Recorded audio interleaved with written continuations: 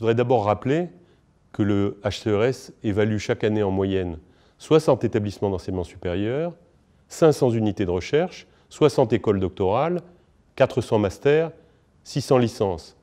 C'est donc une énorme activité et beaucoup d'organisations qu'il a fallu remettre en question à cette occasion. Dans ce contexte, qui était un contexte de crise, nous avons eu deux priorités.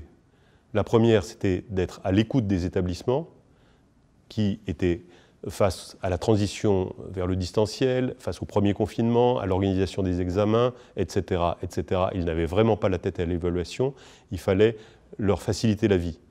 Néanmoins, la deuxième priorité, c'était de conserver nos grands principes et la rigueur et la qualité de notre évaluation et sa conformité aux standards européens. Nous avons réagi en deux temps. D'abord, nous avons géré l'urgence pour les évaluations qui étaient en cours, en suspendant les visites et en les remplaçant par des évaluations sur dossier lorsque c'était possible.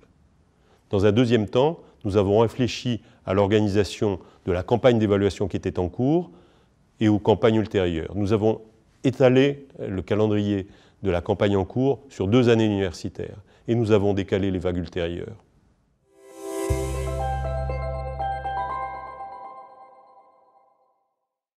Un double enseignement. D'abord, il ne faut pas se le cacher, le mode distanciel, c'est un mode dégradé. Le deuxième enseignement, c'est qu'en réalité, ce sont les principes et les procédures qui comptent et qu'on peut les préserver. Et d'ailleurs, ça nous donne une occasion de les formaliser encore plus. Ces principes, c'est la collégialité, c'est l'indépendance, c'est la présence de référentiels. Et nous y avons insisté en détaillant tous ces points dans une charte de l'évaluation à distance qui était adaptée à cette situation et qui insistait par exemple sur le fait que les sessions n'ont pas vocation à être enregistrées. Ce que cette expérience douloureuse nous apprend, c'est qu'on peut préserver les procédures et les grands principes dans un mode aussi dégradé que le distanciel. Ainsi, la qualité, la conformité aux standards européens qui nous sont chers ont été préservées.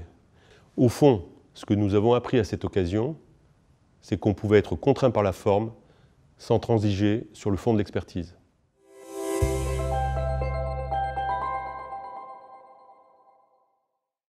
Bien entendu, le HCERES est une organisation vivante, elle est en dialogue avec ses partenaires, ses interlocuteurs, elle adapte sans cesse ses référentiels et ses procédures.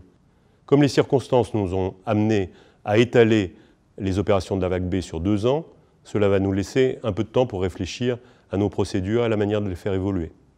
Je pense à plusieurs sujets. D'abord celui de la simplification. Quelles données demandons-nous aux évalués? Comment les traitons-nous?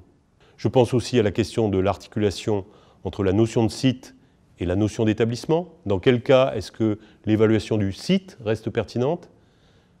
Je pense enfin à l'intégration de l'évaluation des stratégies formation et des stratégies recherche au sein de l'évaluation de l'établissement lui-même.